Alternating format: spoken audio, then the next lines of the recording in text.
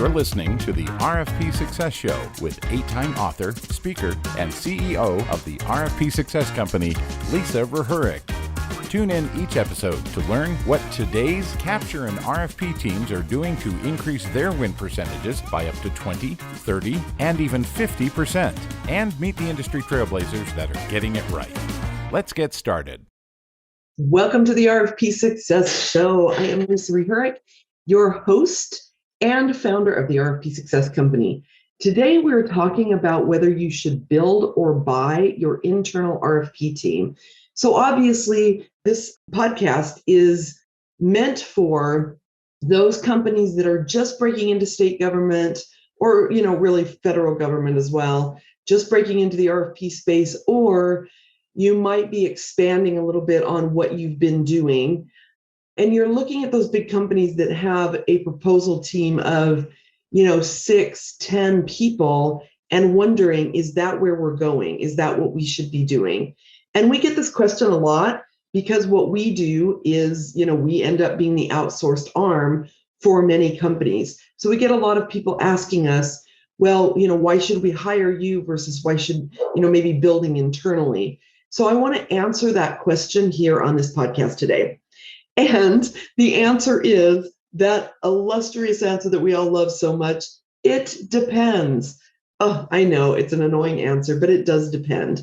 But let's talk about the factors that come into play when making this decision.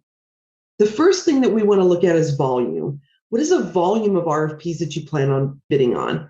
If it's, say, hovering around 1 to 3 per month, outsourcing or really a hybrid plan, which we'll talk about here in a bit, is probably the better plan. If you're going to be looking at a lot more than that, then looking to build is best. Building internally is best, but it also takes time. It's not something that you can always do right out of the gate. Just go out and hire 6 to 10 proposal professionals. You're maybe at that spot where you've got 1.5 people and you're thinking, okay, it would be great to build on this. So there's definitely opportunity to do that if, again, your volume is going to increase tremendously and you want to, maybe your company's growing and you're going to be similar to one of those corporations and you need a whole separate unit. We're going to talk about the pitfalls for each one, the pros and the cons really of each one. So let's talk about building. If you're thinking building is the best way to go, what I want you to think about first is, do you have the internal infrastructure to support that team? And when I say support, I mean train, manage, and develop a proposal team. Where will they sit in the organization? Is there going to be a leader that's able to help grow and develop the team? This leader needs to understand their roles, understand the value that they bring. One of my biggest pet peeves, and I bet everybody in the proposal world agrees with this, is that the proposal team tends to sometimes be this ugly stepchild. They get blamed for the losses and they get no credit for the wins. But when you have a really solid proposal team, they're driving a whole lot of that sale. So even though there's a salesperson involved, or if there's a salesperson involved, your proposal team is taking that information and turning it into a sale on paper. So they are part of the sales organization. They are part of the sale of that contract when they win, and you want to treat them as such. So we've seen a lot of people that go out and say, we're going to build our own internal team, and they kind of build it, but it's like this second thought team that sits over on the side and they don't have any great leadership around them.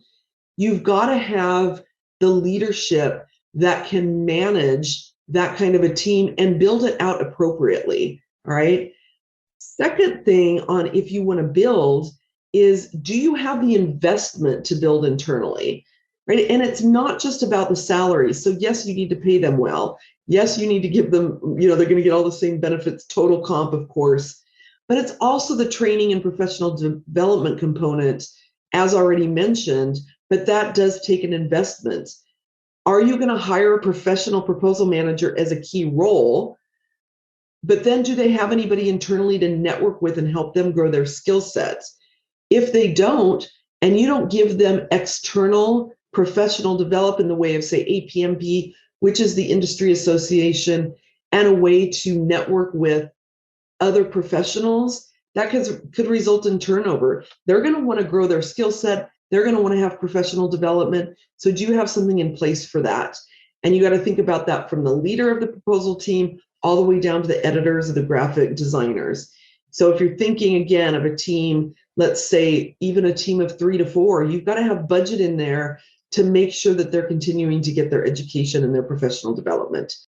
If you are an organization that doesn't value that doesn't do that for your other employees, I'm still telling you, you've got to do it for the proposal team because they need it and you want them to have it. You want them to continue to grow and to continue to get better. Back to, the goals. If your goal is to bid on more than 2 to 3 per month, this would be the time to think about whether build is the right strategy for you. Think anything less than, 3 RFPs a month, it might be hard to get the full breadth of the team that you need, because you do need writers, you need proposal managers, you need editors, graphic designers, you need that whole kind of cadre of people. You can go out and hire 1 or 1.5 or 2 people, but it's probably not going to get you what you need. That 1 or 2 people can't be your entire proposal team. You will burn them out and they will likely go away. And you don't want that. So you also want to be thinking about long-term. How can you build something that can sustain longevity in what you want? The worst thing is to build an internal team that gets to know your company, that gets to know your content, that really gets to know how you sell and what you stand for and how to present that and position that in RFPs, only to get burnt out and leave. And you've got to start all over again. So that's pretty brutal. That's another downfall of building. But when you build, of course, then you've got your team built internally. You control, you've got them full time. You can control where they spend their hours. So there's validity absolutely to building, but there's also validity in buying. And when I say buy, I mean outsourcing. And we, of course, do this. This is what the RFP Success Company does. So, of course, we're going to be biased to this being a great solution, but it's a great solution because we see that it works, right? Now, my personal philosophy is that it's hard to completely outsource the proposal team. And the reason being is because if you've got 1 or 2 reps inside that can really kind of know the content and wrap their arms around the company assets, the company marketing assets, really know the company, know the numbers, and can drive things internally. And then they can have a partner from the outside that really helps them pull this all together and cross over the finish line for the win. That's, in my opinion, best case scenario when you're working with, certainly when you're working with 1 to 3 proposals a month, even up to maybe 8 or 9 proposals a month. It's a hybrid approach, really. And that's what we suggest, is this hybrid approach. Hiring 1 or 2 key people internally, then bringing in an external team like us, it can be a great solution. And again, this is what we've built our business around because we've seen that it works, because we've seen that this is what our clients need. So, but logically, we're a proponent of this. But I also know there's a time and a place to build. So I've given you that. Let's talk a little bit about why we believe it's great to outsource and have kind of this hybrid approach. The first thing is you get the benefit of having that partial internal team, but then the depth and breadth of experience with our outsourced partners. So if you work with an outsourced partner, whether it's us or somebody else, you end up with 1 or 2 key people that are working with you pretty regularly, but they've got a network inside our company that they can tap into when they've got a specific industry or they've got a specific question that they've never seen before. So they've automatically got this network built in. So it brings in additional depth and breadth, plus a nice network of additional people. You also can get a much bigger team right out of the gate. When you build, it's going to take you a while to build 6, 7, 8 people on a team. But right out of the gate, you can have a team that includes writers and managers, editors, graphics. Again, hard to do internally from the get-go. And also sometimes it's hard to hire, say, a an editor or a graphics designer when you might not have enough work to keep them busy full time. Let's say you're only bidding on 1 or 2 RFPs a month. It's probably not a full-time job for an editor or a graphics person. Full-time for a proposal manager. The other piece of the puzzle that we always suggest is that the writer and the manager are 2 separate people. And the reason being is because they really have 2 separate talents. Your writer is the one that can think creatively and position the writing to be what the readers need to read, what the evaluation criteria is asking for, where the manager needs to be very detail oriented. So that writer has to have a little bit of a creative bent to them, a little bit of a marketing bent to them, where the proposal manager needs to have attention to detail. They need to be able to really track what's going on, track milestones, stay on top of people, be a little assertive in pushing back when people miss their deadlines, all of that. So it's really 2 very different skill sets. Now you can do them together as long as you've got some backup there, but it's really hard for one person to be playing that creative role while also tracking all of the attention to detail.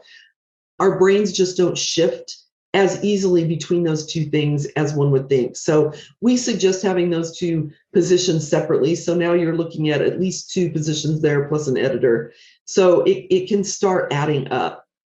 The other key piece of outsourcing and doing this hybrid approach is you get ongoing mentorship and training. So if you've got an internal team of say 1 or 2 people, they'll get ongoing mentorship and training from a team of proposal experts that have been doing this for 20, 30 years. Instead of, internally in your organization, you probably don't have anybody else, that has ever worked in proposals at that level. So it gives this automatic built-in mentorship and training that can occur for that smaller team that you have internally. So just to recap, right? If you want to build, you need to really map out that organizational chart. What does this look like in the short term and what are we building it to in the long term? What is the volume of RFPs that we bid on? Who's going to lead this team? And I would also suggest, and this is something that we do with our clients when they say, hey, we're ready to build, because a lot of times people will hire us to help them in the short term and then look to us to help them build that team for the long term. And one of the key things is that we map out the role descriptions. We map out, how are those people going to be measured? What is success going to look like? And then really what type of a person do we need to hire for that position? And at what point is that position going to be hired? So there's a lot to think about. There's a lot of strategy around it. Please don't be haphazard about it. You can't just say, hey, we need a proposal person, let's hire them and bring them in. It really should be part of a larger discussion. If you want to outsource, highly suggest the hybrid approach.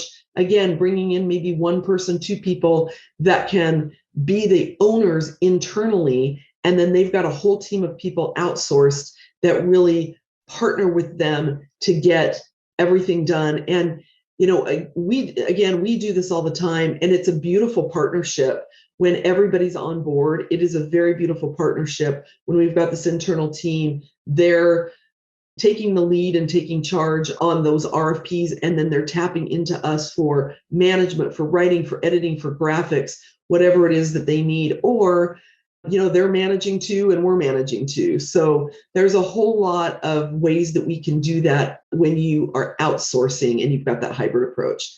So there's definitely benefit to both approaches. You first want to ask yourself, what is the anticipated volume? What is our long-term goal? And what is going to get us our most efficient and effective process so that we can win more?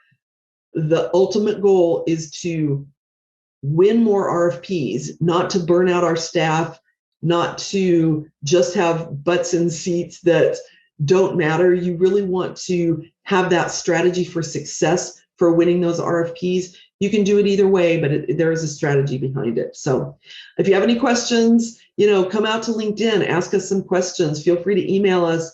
We love to help wherever we can. So thanks for listening today. Again, I'm Lisa Rehurk, your host, and we look forward to seeing you on the next one. This has been another episode of the RFP Success Show with Lisa Rehurik, 8-time author, speaker, and CEO of the RFP Success Company. Thank you for joining us. If you have feedback on today's episode, email us at podcast@rfpsuccess.com. No matter your business size, industry, if you have an in-house RFP team, or need outside support, the RFP Success Company helps increase RFP win ratios by 10, 20, and even 50%. Learn more at the rfpsuccesscompany.com.